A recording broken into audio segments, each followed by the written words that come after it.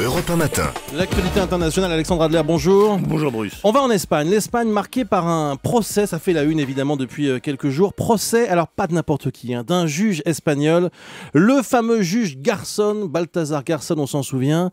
Et alors ce procès évidemment est passionnant parce qu'il brise un tabou, puisque Garzón est accusé d'avoir enquêté sur le sort des disparus du franquisme. On rappelle peut-être déjà qui était Baltasar Garzón, peut-être en deux mots. Qui est Baltasar Garzón ? C'est le juge le plus connu de tous les Espagnols.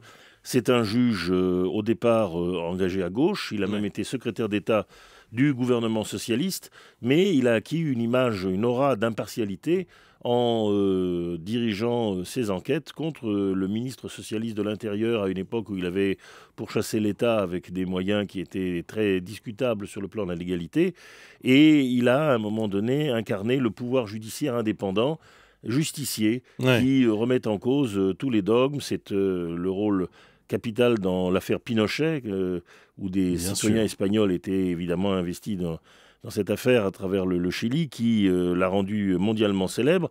Alors, il est tellement connu et il est tellement célèbre qu'il a fini par se faire des ennemis jurés. Alors là, le procès est intenté par des associations proches de l'extrême droite. Oui, franquistes. Voilà.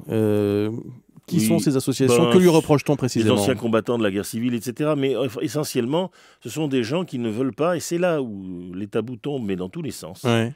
Ces gens-là, évidemment, pour lesquels je n'ai aucune sympathie, je suis, moi, du camp républicain, puisque mon père a combattu dans les brigades internationales. Mais c'est vrai que l'Espagne moderne est née sur un compromis. On ne soulève pas les problèmes de la guerre civile. Ce compromis peut sembler cynique, il était en 1978 indispensable et il a donné la démocratie espagnole. Et il y a aussi une ivresse de la toute-puissance dans l'idée qu'on peut remettre les choses en cause. Il est évident que toutes les familles de disparus, de républicains qui veulent tout simplement qu'on donne une sépulture à leurs parents ont raison, mais il est vrai aussi que la mise en cause de ce compromis ne peut pas passer par des mesures judiciaires, comme le pensait Garzón, qui est en train de s'en sortir d'ailleurs de ce procès, beaucoup plus par un débat des historiens, et nous arrivons à la question des lois mémorielles. On sait que tout le monde est tué en Espagne, c'est une triste histoire, ce que l'on veut surtout, c'est que plus personne ne meurt jamais, et j'opposerai juste ici à Baltasar Garzón, un romancier catalan extraordinaire, Javier Cercas, dans Les combattants de Salamine, montre la grandeur des républicains. C'est celui justement de son père qui n'a pas tué un adversaire qui avait à bout portant au bout de son fusil. C'est peut-être plus important. Merci Alexandre Adler.